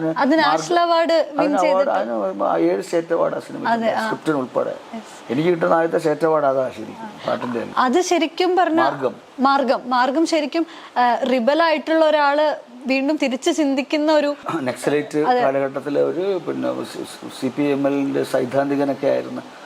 പ്രത്യേകിച്ച് ഉന്മൂലനം, വയനാട്ടിലെ വർഗീസിൻ്റെ വർഗീസ് എന്ന് പറയുന്ന ആളാണ് ആ കഥയിലെ പ്രോട്ടോടൈപ്പ് ഒരു ക്യാരക്ടർ ഉണ്ടായിരുന്ന. അദ്ദേഹത്തോടൊപ്പം ഉണ്ടായിരുന്ന സൈദ്ധാന്തികനായ സാങ്കല്പിക കഥാപാത്രമാണ്. പക്ഷേ ഇപ്പോഴും ജീവിച്ചിരിക്കുന്നത് പഴയ CPML സൈദ്ധാന്തികരുടെ ഒക്കെ ചില ഛായകൾ അതിനുണ്ട്. M. സുകുമാരൻ എന്ന് പറയുന്ന വലിയ റെവല്യൂഷണറി ലെഫ്റ്റായിരുന്ന ഒരു ശരിക്കും മാർക്സിസ്റ്റ് എന്നൊക്കെ എല്ലാവർക്കും നല്ല അർത്ഥത്തിൽ പറയാവുന്ന ഒരു എഴുത്തുകാരനായിരുന്നു M. സുകുമാരൻ്റെ കഥയാണ് പിതൃതർപ്പണം എന്ന് പറയുന്നത്. അയാൾ സോവിയറ്റ് യൂണിയൻ്റെ തകർച്ച അയാളുടെ മാനസിക തകർച്ചയ്ക്ക് ഇടയാക്കുകയാണ് വാസ്തവത്തിൽ. അയാൾ അത്രയും കാലം കണ്ടിരുന്നത് ഇതെല്ലാം ഈ മുതലാളിത്തത്തിനെതിരെയുള്ള എന്തൊക്കെ പറഞ്ഞാലും മുതലാളിത്തത്തിൻ്റെ ആയിട്ടുള്ള ഫൈറ്റ് തന്നെയാണ് സോവിയറ്റ് യൂണിയനും അല്ലെങ്കിൽ ലോകത്തിലെ മുഴുവൻ ഇടതുപക്ഷ എസ്റ്റാബ്ലിഷ്മെൻറ്റുകളെന്നൊരു തോന്നൽ അയാളുടെ ഉള്ളിലുണ്ടായിരുന്നു. അതിന് തിയറൈസ് ചെയ്ത് വളർന്ന ഒരാളാണ്, എത്ര ക്രിട്ടിക്കലാണെങ്കിലും. പക്ഷേ അപ്പം ഒരുപാട് ചെറുപ്പക്കാർ അയാളുടെ കൂടെയുള്ള സുഹൃത്തുക്കളും കൊല്ലപ്പെട്ടു, മരിച്ചു, ദുരന്തങ്ങൾ കുടുംബങ്ങളുണ്ടായി. അപ്പോഴാണ് സോവിയറ്റ് യൂണിയൻ തകരുകയാണ്. അപ്പോൾ അയാൾ പറഞ്ഞ ആശയങ്ങൾ മുഴുവനും തകരുന്ന തോന്നൽ, ആദർശങ്ങൾക്ക് പ്രവർത്തിക്കാൻ പറ്റിയ സ്ഥലമില്ലാത്ത അവസ്ഥയിൽ അയാളുടെ നോർമൽസ് നഷ്ടപ്പെടുകയാണ്. അതാണ് എൻ്റെ കഥ. അയാൾ അബ്നോർമൽ ആവുകയാണ് സിനിമയുടെ എൻഡിൽ. കാലഘട്ടത്തിൻ്റെ അബ്നോർമൽസിയാണ് സിനിമയുടെ. അത് ഞങ്ങളൊരു വലിയ കമ്മ്യൂൺ പോലെ, ഞങ്ങളൊരു കമ്മ്യൂണായിട്ട് ജീവിച്ച കുറേ ആളുകളുടെ ഒരു വർക്കിൻ്റെ ഭാഗമായിട്ടാണ്. രാജീവ് വിജയരാഘവനാണ് അതിൻ്റെ സംവിധായകൻ. പക്ഷേ അത്തരം ഒരു സിനിമ ഇന്നത്തെ കാലഘട്ടത്തിൽ ആണ് നിർമ്മിക്കുന്നതെങ്കിൽ ഒരുപക്ഷെ നാഷണൽ അവാർഡോ അവിടേക്കൊന്നും എത്തുമായിരുന്നില്ല എന്ന് തോന്നുന്നു. ഹൈപ്പോത്തറ്റിക്കൽ ക്വസ്റ്റ്യൻ നമ്മൾ മൈൻഡ് ചെയ്യുന്നില്ല. നമുക്ക് അന്നും ഞങ്ങൾ അതൊന്നും മൈൻഡ് ചെയ്തിട്ടില്ല. ഞങ്ങൾക്ക് അന്ന് അവാർഡ് കിട്ടിയ സമയത്ത് ഞാൻ അതിലെങ്ങനെ അഭിമാനിക്കുന്നൊന്നുമില്ല കേട്ടോ. ഇപ്പോൾ ആലോചിക്കുമ്പോൾ അവാർഡ് കിട്ടിയ സമയത്ത് ഞങ്ങൾ വേറെ അടുത്ത പടത്തിന് വേണ്ടി ഒന്നും ആലോചിക്കാതെ ഞങ്ങൾ സന്തോഷത്തോടെ കള്ളൊക്കെ കുടിച്ച് അത് ആഘോഷിക്കുക ചെയ്തിട്ടുള്ളത്. ശരിക്കും പറഞ്ഞു കഴിഞ്ഞാൽ ഉടനെ തന്നെ ആ ഒരു സൽപ്പേര് വെച്ചിട്ട് അല്ലെങ്കിൽ ആ ദുഷ്പേര് വെച്ചിട്ട് നമ്മൾ പ്രൊഡ്യൂസറെ കണ്ടുപിടിച്ച് അടുത്ത പടം ചെയ്യേണ്ടതായിരുന്നു. പക്ഷെ നമ്മൾ വളർന്ന പള്ളിക്കൂടം വേറെ ആയിരുന്നു. അതുകൊണ്ട് നമുക്ക് നമ്മുടെ കൂടെ രാജീവൻ ഉൾപ്പെടെയുള്ളവർക്ക് ആ ബുദ്ധി പോയില്ല. ഞങ്ങൾ ഒരുപാട് ഫെസ്റ്റിവൽസിന് പോയി ഞങ്ങളുടെ സിനിമ. ഞങ്ങൾ ഓരോ ഫെസ്റ്റിവലിനും നമ്മൾ ഓരോരുത്തർ പോവുമായിരുന്നു. അങ്ങനെ ഞങ്ങൾ ഡയറക്ടർ മാത്രമായിട്ടല്ല പോകുന്നത്. അപ്പോഴൊക്കെ ഞാൻ പോയൊരു ഫെസ്റ്റിവലിന് എൻ്റെ രാജീവിൻ്റെ പിന്നാലെ ഒരു ഫ്രഞ്ച് പ്രൊഡ്യൂസർ നടക്കുന്നുണ്ടായിരുന്നു. ഞങ്ങൾ വലിയ ജാടയായിരുന്നു അന്ന്. ഞാൻ പറയാം. അപ്പം അതൊക്കെ മണ്ടത്തരമാണ് കാണിച്ചത്, ശുദ്ധ മണ്ടത്തരമാണ് കാണിച്ചത് വാസുദി. പക്ഷെ ആ മണ്ടത്തരത്തിൻ്റെ അകത്ത് അന്നത്തെ ഒരു എത്തിക്സ് പ്രവർത്തിക്കുന്നുണ്ട്. നല്ലതായാലും ചീത്തയായാലും ഒരു റൊമാൻറ്റിക് ആയിട്ട് എത്തിക്സ്. നമുക്കിനി തോന്നുമ്പോൾ അടുത്ത പടം എടുക്കും. ഒരു കവിത എഴുതുന്ന പോലത്തെ ഒരു പരിപാടി പോലെയൊക്കെ ആയിരുന്നു ഇതിനെ കണ്ടിരുന്നതെന്ന് തോന്നുന്നു എനിക്കിപ്പോൾ ആലോചിക്കുമ്പോൾ. എന്തായാലും ഞങ്ങൾക്ക് അതിനുശേഷം ഒരു പടം എടുക്കാൻ ഞങ്ങൾ ഒരുപാട് ട്രൈ ചെയ്തിട്ടുണ്ട്. പിൽക്കാലത്ത് ഞങ്ങൾക്ക് പറ്റിയിട്ടില്ല. ഇപ്പോഴും നമ്മളിൽ അതിൻ്റെ സ്ക്രിപ്റ്റൊക്കെ ഇരിക്കുകയാണ്. അപ്പോൾ അതുപോട്ടെ, അത് വേറൊരു കഥയാണ്. അപ്പോൾ ഈ മാർഗം തുറന്ന സിനിമയുടെയൊക്കെ ഒരു പശ്ചാത്തലത്തിൽ ആലോചിക്കുമ്പോൾ അത് തിരിച്ചിപ്പോൾ വീണ്ടും എടുക്കുകയാണെങ്കിൽ ഞങ്ങൾ അതേ എസ്തറ്റിക്കൽ പൊസിഷൻ, കണ്ടൻറ്റും പെർസ്പെക്റ്റീവും ഒക്കെ മാറുമായിരിക്കും. ആ സിനിമ വീണ്ടും എടുക്കുകയാണെങ്കിൽ അതിലിപ്പോൾ ഇൻഡസ്ട്രിക്കകത്ത് നിന്നിട്ട് ഇൻഡസ്ട്രിയുടെ കോംപ്രമൈസ് എടുക്കുമെന്ന് ഞാൻ പറയില്ല.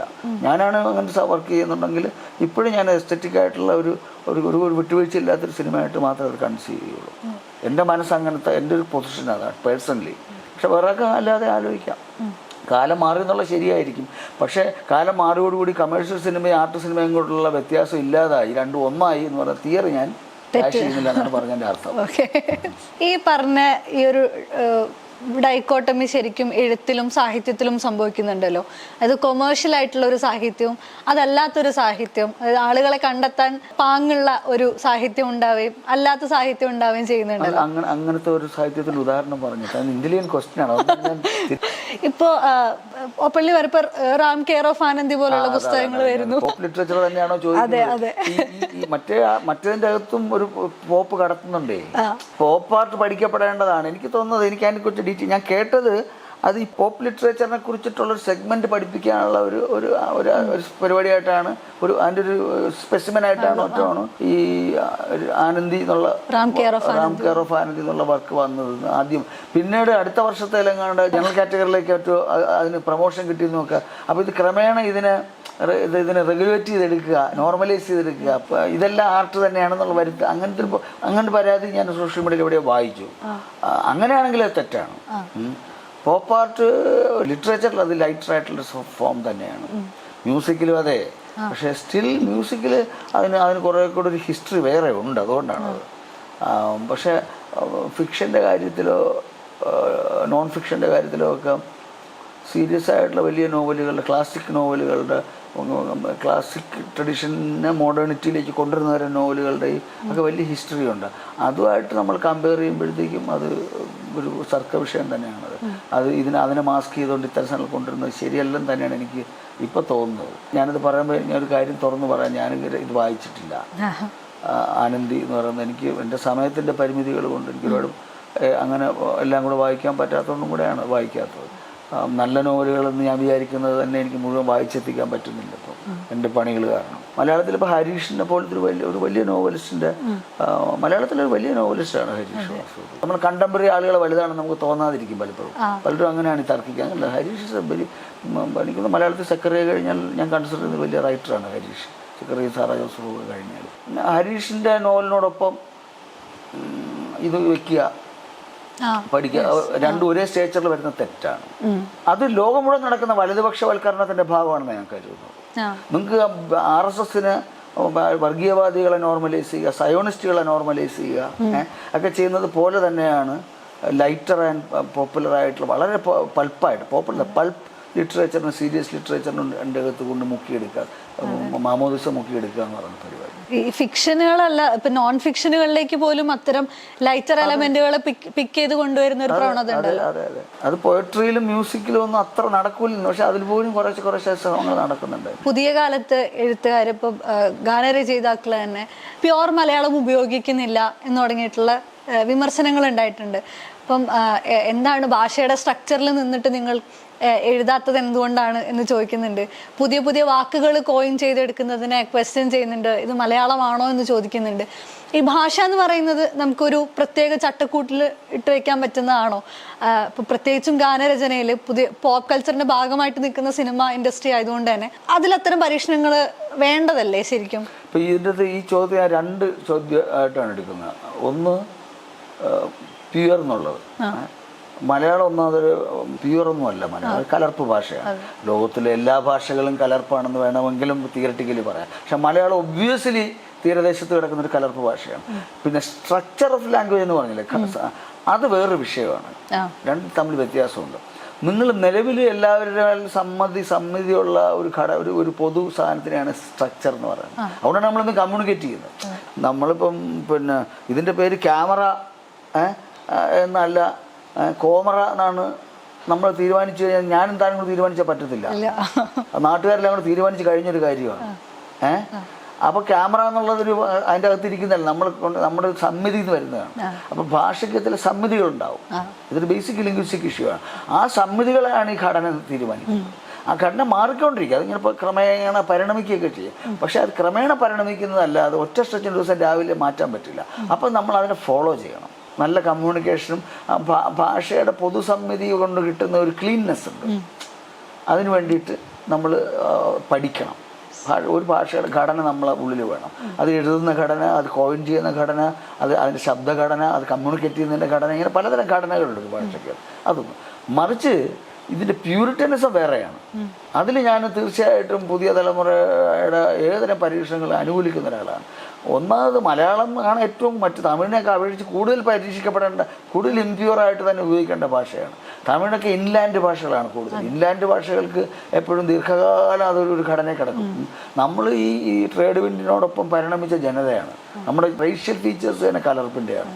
നമ്മുടെ ഭാഷയും കലർപ്പ്. പോർച്ചുഗീസ് പണ്ട് പ്രാചീന കാലത്ത് ഫിനീഷ്യരുടെയും സുമേറിയക്കാരുടെയും ചൈനക്കാരുടെയും എല്ലാ ഭാഗത്തും വന്നടിഞ്ഞ് വാക്കുകൾ, വസ്തുക്കൾ, ബോധം കൂടെയൊക്കെയാണ് നമ്മൾ ഉണ്ടായിട്ടുള്ളത്. അതുകൊണ്ട് തന്നെ ഒരു കലർപ്പിൻ്റെതായ, അപ്പം ഞാൻ പറയട്ടെ, ഞാൻ എപ്പോഴും പറയാറുള്ളതാണ്, പാർലമെൻറ്റിൽ ബില്ല് പാസ്സായി. ഇത് ജയമോഹനൊക്കെ എപ്പോഴും പറയാറുള്ളൊരു ഉദാഹരണമാണ്. ജയമോഹൻ നെഗറ്റീവായിട്ടാണ് പറയുന്നത്. മലയാളത്തിൽ പ്രിപ്പോസിഷൻസ് മാത്രമല്ല, ബാക്കിയെല്ലാം വേറെ ഭാഷയെന്നാണ് പറയുന്നത്. പക്ഷെ അത് ഞാൻ പോസിറ്റീവായിട്ട് എടുക്കുന്നത്. പാർലമെൻറ്റിൽ ബില്ല് പാസ്സായി. എത്ര മലയാള വാക്കുണ്ട്? നിങ്ങൾ പ്യുവർ മലയാളം വെച്ച് പറയാം. നിങ്ങൾ പ്യുവർ പാർലമെന്റ് ബില്ല് പാസ് അല്ല. പക്ഷെ നിങ്ങൾ പ്രിപ്പോസിഷൻസ് എല്ലാം മലയാളമാണ്. പാർലമെന്റിൽ, ഇൻ ദ പാർലമെന്റ്. അപ്പൊ പ്രിപ്പോസിഷനുകൾ ഏതെങ്കിലും ഭാഷയുള്ള വാക്കുകൾ നമ്മളെടുത്ത് കോർത്ത മലയാളമായി അങ്ങനെ ഒട്ട് ഭാഷയാണെന്നാണ്. പക്ഷെ ഞാനതിനെ ഒരു പോസിറ്റീവ്, അത് നെഗറ്റീവായിട്ടാണ് ജയമോഹൻ ഇതിനെക്കുറിച്ച് പണ്ട് പറഞ്ഞിട്ടുള്ളത്. പക്ഷെ അതിനെ പോസിറ്റീവായിട്ട് എടുക്കണം. എന്തൊരു സ്വാതന്ത്ര്യമുള്ള ഭാഷയാണത്. നമുക്ക് എവിടെ നിന്ന് എന്ത് വാക്കും എടുത്തിട്ട് കോയിൻ ചെയ്ത് നമ്മുടെ പ്രൊപ്പോസിഷൻ, നമ്മുടെ സ്ട്രക്ചർ, അതാണ് ഞാൻ സ്ട്രക്ചർ എന്ന് ആദ്യം പറഞ്ഞത്, നമ്മുടെ സ്ട്രക്ചറിൻ്റെ അകത്തേക്ക് ഫിറ്റ് ചെയ്ത് നമ്മുടെ ഭാഷയായി. It's very simple. എന്നിട്ട് നമ്മുടെ സിനിമാ പാട്ടിൽ ഇപ്പോഴും സംസ്കൃതമൊക്കെ കലർന്ന ഒരു തരം ലളിത കോമള പദാവലികളിൽ ഇങ്ങനെ നല്ല ഗംഭീര പാട്ടുകളുണ്ടായിട്ട്, അത് വേറെ വിഷയം. ആ മെലഡികൾ, മറിച്ച് തമിഴന്മാർ വേറെ വഴിക്ക് പോയി അവർ ഒരുപാട് തന്നെ പല ഇംഗ്ലീഷ് വാക്കുകൾ, നാടൻ വളരെ നമ്മുടെ വൈയാകരണന്മാർ ഗ്രാമ്യം, അസഭ്യം എന്നൊക്കെ വിചാരിക്കുന്ന തരം വാക്കുകളൊക്കെ എടുത്തിട്ട് വളരെ രജിസ്റ്റർ എന്ന് പറയും, ലോ രജിസ്റ്റർ എന്ന് പറയും. സാധാരണ മനുഷ്യർ റോഡിൽ സംസാരിക്കുന്ന തരം ഭാഷയാണ് രജിസ്റ്റേഴ്സ്, ലോ രജിസ്റ്റേഴ്സ്. ആ ലോ രജിസ്റ്റർ വാക്കുകൾ എടുത്തിട്ട് അതിൽ ഒരു ഉളുപ്പുമില്ലാതെ നോൺ ലിറിക്കലാവാൻ സാധ്യതയില്ലെന്ന് വിചാരിക്കുന്ന വാക്ക് സാധനങ്ങളൊക്കെ എടുത്ത്, മറ്റേ ധനുഷിൻ്റെ ഒരു പാട്ടില്ലേ ഭയങ്കര ഹിറ്റ്, കൊലവെറി എന്നുള്ള അതൊക്കെ എന്തൊരു സ്വാതന്ത്ര്യം. അതിനേക്കാളും മുമ്പേ ആ സ്വാതന്ത്ര്യം എടുക്കേണ്ടിയിരുന്ന നമ്മുടെ ഒരു തരം ഒരു ചതുരവഴിവ് സവർണ സംസ്കൃതീകൃതമായ ഒരു തരം, ഞാനൊരു കമ്മ്യൂണിറ്റിയെക്കുറിച്ചല്ല പറയുന്നത്, നമ്മുടെ ഒരു ഇടത്തരക്കാർ രൂപപ്പെട്ടിരിക്കുന്ന ഒരു ഘടനയുണ്ട്. നമുക്ക് യേശുദാസിൻ്റെ ശബ്ദമല്ലാതെ ഒരു ശബ്ദവും നമ്മൾ യേശുദാസാണ് നമ്മുടെ സ്റ്റാൻഡേർഡ്. യേശുദാസിൻ്റെ ശബ്ദം ഗംഭീരമാണ്, അത് വേറൊരു വിഷയം. പക്ഷെ അത് മാത്രമേ ഉള്ളൂ. വേറെ എല്ലാ ശബ്ദവും മോശമാണ് നമ്മൾ ധരിച്ചു വെച്ചിരിക്കുന്നത് ഒരു കാലഘട്ടത്തിൽ എന്ന് പറഞ്ഞാൽ ചില സ്റ്റാൻഡേർഡ്സ് ഫിക്സ് ചെയ്തിട്ടുണ്ട്. ആ സ്റ്റാൻഡേർഡ്സ് പുറത്തു പോകാൻ നമ്മൾ തയ്യാറില്ലായിരുന്നു. അത് തയ്യാറായിട്ടുണ്ട് പുതിയ തലമുറയിൽ. അപ്പം ഇപ്പം എനിക്ക് വലിയ എന്തൊരു ഇഷ്ടമുള്ള പടം ഡാഡി മമ്മി വീട്ടിലുള്ള അത് ഇറങ്ങിയ കാലത്ത് ഒന്നാമത് അതിൻ്റെ തുള്ള വികൃതി ഉണ്ടല്ലോ, ഒരു കുട്ടികളുടെ ടീനേജേഴ്സിൻ്റെ ഒരു വികൃതിയുണ്ട്. പിന്നെ ആ തമിഴിൻ്റെ ഒരു വികൃതിയുണ്ട്. തമിഴിൻ്റെ സ്വാതന്ത്ര്യം ഉണ്ടായിരുന്നു. അതുപോലത്തെ പാട്ടുകൾ മലയാളത്തിൽ ഉണ്ടായിട്ടില്ല. അതാണ് വേടൻ്റെ പോലത്തെ ആളുകളുടെ പ്രാധാന്യം. മാത്രമേ യങ്സ്റ്റേഴ്സ് പലരും അത് അത്ര സംഗതിയിൽ ഉപയോഗിക്കുന്നത്. അപ്പോൾ എനിക്ക് അവരോട് വർക്ക് ചെയ്യാൻ വളരെ കംഫർട്ടബിളായി. അത് ബാലനിൽ തന്നെയാണെങ്കിൽ ഇപ്പം മഞ്ഞുമ്മലിന് ശേഷം അതേ ടീമിന്റെ കൂടെയാണ് ബാലനിൽ വരുന്നത്. അപ്പം ആ ടീമുമായിട്ട് അത്രത്തോളം ബ്ലെൻഡ് ആവുന്നുണ്ടല്ലോ. അപ്പം അതിന് പാട്ടിന് മുന്നേ തന്നെ ഇറക്കിയിട്ടുള്ള പ്രൊമോ വീഡിയോയിലാണെങ്കിലും ആ ഒരു ചേർച്ചയില്ലേ, ഒരു കോംറേഡറി അവിടെ വർക്ക് ചെയ്യുന്നില്ലേ? ആ ടീമിന്റെ കൂടെയുള്ള, പ്രത്യേകിച്ച് സുഷിന്റെ കൂടെയുള്ള ഒരു വർക്കിംഗ് എങ്ങനെയാണ്? ഞാൻ ഇവരെല്ലാ ചെറുപ്പക്കാരുമായിട്ട് എല്ലാവരുമായിട്ടും ഏതാണ്ട് അങ്ങനെയൊക്കെ തന്നെയാണ്. പിന്നെ ആദ്യമായിട്ട് വർക്ക് ചെയ്യുമ്പോൾ ചിലപ്പം ഞാൻ വളരെ പ്രായത്തിൽ മുതിർന്ന ആളായതുകൊണ്ട് ഇവർക്ക് ചിലരുടെ അകലമൊക്കെ പാലിക്കും. പിന്നെ ഞാൻ ഒട്ടും ഇൻ്റലിജൻ്റ് അല്ല എന്നൊരാളെ തോന്നിക്കഴിഞ്ഞാൽ ഞാൻ ബ്ലണ്ടായിട്ട് അഭിപ്രായം പറയും. അപ്പോൾ ഉണ്ടാകുന്ന ചില ഫ്രിക്ഷൻസൊക്കെ ന്യൂ കമേഴ്സ് ആയിട്ടുള്ള കമ്പോസേഴ്സ് ആയിട്ടും ചില ഡയറക്ടർമാരുമായിട്ടൊക്കെ ഉണ്ടായിട്ടുണ്ട്. പക്ഷേ എനിക്ക് പേഴ്സണലി അത് എനിക്ക് എൻ്റെ പിന്നീട് അവരുടെ ഒരു സിറ്റുവേഷനിൽ വിഷമം തോന്നി. അത് അങ്ങനല്ല, നമുക്ക് ഞാൻ അവരെ കൺസോൾ ചെയ്തിട്ട് അങ്ങനെയൊക്കെയാണ് പലപ്പോഴും നിവൃത്തിയില്ലാതെ ഒഴിവാക്കാറുണ്ട്, ഇല്ലെന്ന് ഞാൻ പറയാം. പക്ഷെ മറിച്ച് otherwise I M very comfortable with youngsters. എൻ്റെ പ്രായത്തിലുള്ളവരായിട്ടായിരിക്കും എനിക്ക് കംഫർട്ടബിളായിട്ട് വർക്ക് ചെയ്യാൻ പറ്റാത്തതെന്ന്. ഒന്നാമത് ഞാൻ വർക്ക് ചെയ്തിട്ടില്ല. എൻ്റെ ഒരുപാട് സുഹൃത്തുക്കളുണ്ട് എനിക്ക്, സിനിമക്കാരായിട്ടുള്ള സീനിയർ ഡയറക്ടർമാർ. ആരും എന്നെ വിളിക്കാറില്ല. അവരുടെ ഒരു ഫ്രീക്വൻസിക്ക് പറ്റിയ വേറെ ആളുകളായിരിക്കും. അതുകൊണ്ടായിരിക്കും എന്നെ മുതിർന്ന സിനിമക്കാർന്ന് എൻ്റെ പ്രായത്തിന് എന്നെക്കാൾ മൂത്തവർ, എൻ്റെ പ്രായത്തിലുള്ളവർ. എൻ്റെ പ്രായത്തിൽ ഞാൻ രാജീവ് രവിയാണ്. പിന്നെ എൻ്റെ ജനറേഷനിലെ ആൾ എന്നെക്കാളും ഇളയതായിരിക്കും അവൻ. ഞങ്ങൾക്ക് സിനിമയ്ക്ക് മുമ്പേ ഉള്ള സൗഹൃദമാണ്. അപ്പോൾ അത് ഞങ്ങൾ ആദ്യമായിട്ട് സിനിമയുടെ ഞാൻ ഇൻ്റർവ്യൂവിനൊക്കെ പറഞ്ഞിട്ടുള്ളതാണ്. ഡയറക്റ്റ് ചെയ്യാൻ വന്നപ്പോൾ പഴയ സുഹൃത്തുക്കളെയൊക്കെ മൊബൈലിസ്റ്റിൻ്റെ ഭാഗമായിട്ട് എന്നെ നിർബന്ധിച്ച് വിളിച്ചുകൊണ്ട് എഴുതിച്ചതാണ്. പക്ഷെ അതിൻ്റെ അകത്തും ബാക്കി വർക്ക് ചെയ്ത ടീമെല്ലാം ഒട്ടുമുക്ക പേരും ഫഹദ് ഉൾപ്പെടെയുള്ളവർ യങ്സ്റ്റേഴ്സായിരുന്നു. ഞാൻ 2013 കാര്യമാണ് പറയുന്നത്. അപ്പോൾ അങ്ങനെ എല്ലാ കാലത്തും യങ്സ്റ്റേഴ്സിനോട് തന്നെ ഞാൻ പണിയെടുത്തിട്ടുള്ളത്. I'm very comfortable with them, homely with them. പിന്നെ അവരൊക്കെ സീരിയസ് ആയിട്ട് തന്നെയാണ് ഇത് എടുക്കുന്നത് എനിക്കറിയാം. അതുകൊണ്ടാണ് ഞാൻ അത്രയും പെയിൻ എടുത്ത് അവരുടെ കൂടി ഇരുന്ന് ഡിസ്കസ് ചെയ്ത്. ഇപ്പം ചില സമയത്ത് പോകാൻ പറ്റില്ല, ഫോണിൽ കൂടെ ആണെങ്കിലും വിശദമായിട്ട് സംസാരിച്ച്, അല്ലാതെ ഹോംവർക്കൊക്കെ ചെയ്ത്, അല്ലാതെ ഇടത്തെ കൈ കൊണ്ടൊന്നും എഴുതുന്ന പരിപാടി. എനിക്ക് കവിത എഴുതുന്ന പോലെ തന്നെ വളരെ ശ്രദ്ധിച്ചും സൂക്ഷിച്ചും സമയമെടുത്തുമൊക്കെ തന്നെയാണ്. അതുകൊണ്ട് ഞാൻ ധൃതി പിടിച്ച് എഴുതാൻ പറയുമ്പോൾ അവിടെ ഞാൻ ഇടയും. അത് അവർക്കൊക്കെ അറിയാം. മാത്രമല്ല വളരെ ധൃതിയുള്ള അസൈൻമെൻറ്റ് വന്ന് ചെയ്തിട്ടില്ല എന്നൊന്നുമില്ല. ചില സമയത്ത് നമ്മൾ ചെയ്യേണ്ടി വരും. അതൊക്കെ ചെയ്തിട്ടൊക്കെ ഉണ്ട് ഞാൻ. പക്ഷേ അപ്പം നമ്മൾ ഡിസ്റ്റർബ്ഡ് ആകും ഭയങ്കരമായിട്ട്. വളരെ സൂക്ഷിച്ച് ചെയ്യേണ്ട പണി തന്നെയാണ്. ഇടത്തെ കൈ കൊണ്ട് ചെയ്യുക. ഇപ്പം നമ്മളിപ്പം 70s ഒരുപാട് സിനിമകൾ മലയാളത്തിൽ ഇറങ്ങിയൊരു കാലമുണ്ട്. അക്കാലത്തുള്ള ചൂടപ്പം പോലെ പാട്ടുകൾ ഇങ്ങനെ വരുന്ന കാലമുണ്ട്. അക്കാലത്തെ ലിറിക്കുകളിൽ കഴിവില്ലാത്തവരായോണ്ടൊന്നും ആയിരിക്കില്ല. ഇനി വളരെ പടച്ചു വിടുന്ന ലിറിക്കുകൾ കേൾക്കാറുണ്ട് ചില സമയത്ത്. അതൊക്കെ അങ്ങനെ ചെയ്യാൻ പാടില്ല. അത് ഏത് ഇൻഡസ്ട്രി ആയാലും നമുക്ക് നമ്മുടേതായ ഒരു വർക്ക് ഓഫ് ആർട്ട് അതിൻ്റെ അടുത്ത് വേണം എന്നുള്ളതാണ്. അതുകൊണ്ട് ഐ എം കംഫർട്ട്. സുഷിൻ്റെ അടുത്ത് മാത്രമല്ല, അപ്പോൾ ഈ സുഷിൻ ചിദംബരം ടീമുമായിട്ട് പറഞ്ഞാൽ അവരൊക്കെ നല്ല ബ്രില്യൻ്റ് ആയിട്ടുള്ള ആളുകളാണ്. മഞ്ഞുമൽ ബോയ്സിൽ ഞാനും അതിൻ്റെ മേജർ സമയത്തും അതിൻ്റെ അടുത്തൊന്നുമില്ല. പടത്തിൻ്റെ ഒടുവിലാണ് എൻ്റെ അടുത്ത് ആ പാട്ട് എൻ്റെ അടുത്ത് എഴുതാൻ പറ്റും. So I adopted a story. ഒരു ശരിക്കും പറഞ്ഞാൽ ലിറ്റിൽ പ്രിൻസിൻ്റെ കഥയാണ് എൻ്റെ പ്രോട്ടോടൈപ്പ്. അതിനെ കണക്ട് ചെയ്തിട്ടാണ് ഞാൻ അത് ആലോചിക്കുന്നത്. പക്ഷെ ഡയറക്റ്റ്ലി അതില്ല. ആ എലമെൻ്റ്, ആ CD നിന്നാണ് ഞാൻ ആ പാട്ടുണ്ടാക്കിയെടുക്കുന്നത്. ഒരു കഥ പോലത്തെ ഒരു സാധനമായ നന്നായിരിക്കും ഒരു സജഷൻ എനിക്ക് തോന്നുന്നു ചിദംബരം പറഞ്ഞെന്ന് തോന്നുന്നു. ചിദംബരം അത്ര ഐഡിയകളുള്ള ഒരാളാണ്, വളരെ ഐഡിയ. സുഷിൻ്റെ പിന്നെ മ്യൂസിക് വളരെ നല്ലതാണ്. അവനും പതുക്കെ സമയമെടുത്ത് മ്യൂസിക്. ഞാൻ കഴിഞ്ഞൊരു ഇൻ്റർവ്യൂവിൽ അതിനെക്കുറിച്ചൊക്കെ പറഞ്ഞിട്ടുണ്ട്. അതുപോലെ ഗോവിന്ദൻ്റെ കൂടെ I M very comfortable with his like A younger brother. നിങ്ങൾക്ക് ഒന്നിച്ച് ഏത് ലെവലിലുള്ള പാട്ട് ചെയ്യാൻ പറ്റും. She is very quick. പക്ഷേ ഭയങ്കര വേഗത്തിൽ വർക്ക് ചെയ്യുന്ന ആളാണ്. ഞാൻ വളരെ സ്ലോ ആണ്. പക്ഷേ ഞങ്ങൾ തമ്മിലുള്ള കോമ്പിനേഷൻ നല്ലതാണ്. ജസ്റ്റിൻ്റെ കൂടെ ജസ്റ്റിൻ്റെ ഒരു ഞാൻ ജസ്റ്റിന് ട്യൂൺ ഫുള്ള് തന്നിട്ട് വർക്ക് ചെയ്യുന്ന രീതിയില്ല പലപ്പോഴും. നമുക്ക് ഒന്നിച്ചിരിക്കാവുന്ന, അവന് ഇരിക്കാൻ സമയമില്ലാത്ത ഒരാളാണ്. എന്നാലും നമ്മൾ കുറച്ച് നേരം എങ്ങനെയെങ്കിലും സമയം കണ്ടുപിടിച്ച് ഒന്നിച്ചിരുന്നിട്ട് ഒരു 4 വഴിയൊക്കെ നമ്മളതിന് മുകളിൽ രണ്ടും കൂടി ഇരുന്നിട്ട് ജാം ചെയ്തൊക്കെ ഉണ്ടാക്കും. ബാക്കി ചിലപ്പോൾ അവൻ ചെയ്യും. അങ്ങനെ ഒരു ഗിവ് ആൻഡ് ടേക്കിൽ നമ്മളുണ്ടാക്കുന്നത്. അങ്ങനെ പ്രേമനയ്യപ്പ് പാട്ടൊക്കെ അങ്ങനെ വരുന്ന പാട്ടുകളാണ്. അതുപോലെ എനിക്ക് I am very much comfortable വിത്ത് ബിജിബാൽ. പിന്നെ ബിജിബാലാണ് കൂട്ടത്തിൽ ഏറ്റവും മുതിർന്ന ഒരാൾ. വിഷ്ണുവിൻ്റെ കൂടെയാണ് നായാട്ടിലെ പാട്ടുണ്ടാക്കുന്നത്. വിഷ്ണുവിൻ്റെ ഒരുപാട് വർക്ക് ചെയ്തിട്ടില്ല. റെക്സിൻ്റെ കൂടെ ചെയ്ത നല്ല പാട്ടുകൾ. റെക്സിനെ ഒരുപാട് വർക്ക് ചെയ്യുന്നില്ല ഇപ്പോൾ, വളരെ ഇൻട്രോവേർട്ടാണ്. അവരുടെ കൂടെ റെക്സിൻ്റെ കൂടെ ചെയ്ത നല്ല പാട്ടുണ്ട്. വലിയ പെരുന്നാൾ എന്നുള്ള സിനിമയിൽ അത് ആ പടം ഒരുപാട് ഓടിയില്ല. പക്ഷേ ഞങ്ങൾ വളരെ ആസ്വദിച്ച് ചെയ്ത പാട്ടുകളുണ്ട്. So I M comfortable with all the youngsters. അതിൽ കൂടുതൽ വർക്ക് ചെയ്തിട്ടുള്ളത് ഗോവിന്ദുമായിട്ട് സുഷിനുമായിട്ടാണ് ഉള്ളത്. ജെയ്ക്സ് ബിജോയ് ആയിട്ടും ജെയ്ക്സുമായിട്ട് ഞാനിപ്പം കുറേ പാട്ടുകൾ ചെയ്തു. ഇരട്ടയിലെ പാട്ടൊക്കെ വളരെ അതെ. വളരെ പ്രശസ്തമായിട്ടുള്ള പാട്ടാണ്. പിന്നെ നരിവേട്ടയിലെ നരിവേട്ടയിലെ പാട്ട് ഭയങ്കരമായിട്ടുള്ള, നരിവേട്ടയിൽ എനിക്ക് വലിയ സ്വാതന്ത്ര്യം കിട്ടിയിട്ടുള്ള, നമുക്ക് ഇഷ്ടമുള്ള എഴുതിക്കുമെന്ന് പറഞ്ഞിട്ടാണ് ജെയ്ക്സ് എന്നെ കൊണ്ട് എഴുതിക്കുന്നത്. ഇച്ചിരി എപ്പോഴും ലാസ്റ്റ് നിമിഷമാണ് ഞങ്ങൾ എപ്പോഴും വർക്ക് ചെയ്യാറുള്ളത്. അതിൻ്റെ ഒരു ടെൻഷൻ വരും. പക്ഷേ എന്നിട്ട് നരിവേട്ടിലെ പാട്ട് വളരെ നന്നായി. നരിവേട്ടിലെ പേമാരി എന്നൊരു ബിറ്റ് സോങ്സ് ഉണ്ട്. അതിലപ്പോൾ ഭയങ്കര മാസ്റ്ററി ഉള്ള ആളാണ് ജെയ്ക്സ് ഈ ബിറ്റ് സോങ്സിൽ. അതിലെ പേമാരി എന്നുള്ളത് അത് ഭയങ്കരമായിട്ട് ക്ലിക്ക് ചെയ്തൊരു പാട്ടാണ്. ഞാൻ ഒട്ടും പ്രതീക്ഷിച്ചില്ല. അത് വളരെ പെട്ടെന്ന് എഴുതിയതാണ്. ഒരു 5-8 മിനിറ്റ് കൊണ്ട് ഞങ്ങൾ ഡിസ്കസ് ചെയ്ത് നമ്മൾ പെട്ടെന്ന് എഴുതേണ്ടി വന്നൊരു പാട്ട്. ആ മൊമെൻറ്റിന് വേണ്ടി എഴുതിയതാണ്. ആ ബാക്ക്ഗ്രൗണ്ട് സ്കോറിന് വേണ്ടി എഴുതുന്നതാണ് അതെല്ലാം, ബിറ്റ്സൊക്കെ. കാറ്റിന് മേയാൻ മഴമേഘം എന്നുള്ളത് ആദിവാസി സമരത്തിൻ്റെ സ്പിരിറ്റ് ഉൾക്കൊണ്ട് തന്നെ അത് മനസ്സിൽ എനിക്കെന്നത് പരോക്ഷമായി ആ മൂവ്മെൻറ്റുമായിട്ടൊക്കെ ബന്ധപ്പെട്ടിരുന്ന ഒരാളാണ് ചെറുപ്പത്തിൽ ഞാൻ. അതുകൊണ്ട് തന്നെ എനിക്കത് എഴുതുന്നതിൽ പ്രത്യേക താല്പര്യമുണ്ടായിരുന്നു. ആ പാട്ട് പക്ഷെ അത്ര പോപ്പുലർ ആയില്ല എന്ന് തോന്നുന്നു. പക്ഷെ അത് ഭാവിയിലേക്ക് അത് കമ്മട്ടിപ്പാടത്തിലെ പാട്ട് പോലെ തന്നെ അതൊരു പൊളിറ്റിക്കൽ സോങ് ആയിട്ട് നിലനിൽക്കുമെന്ന് എനിക്കറിയാം. അങ്ങനെ ജെയ്ക്സുമായിട്ട് അവർ ഇതെല്ലാം ഈ പറഞ്ഞ എല്ലാവരും തന്നെ യങ്സ്റ്റേഴ്സാണ്. ഒരു ശരാശരി എണ്ണേക്കാൾ ഒരു 15-20 വയസ്സിനുള്ള ആളുകളായവരെല്ലാം തന്നെ. So I am comfortable with them. തുഷിൻ്റെ ആദ്യത്തെ പാട്ട് ഞാൻ ചെയ്തതാണ്. കിസ്മത്തിലെ പാട്ടാണ്.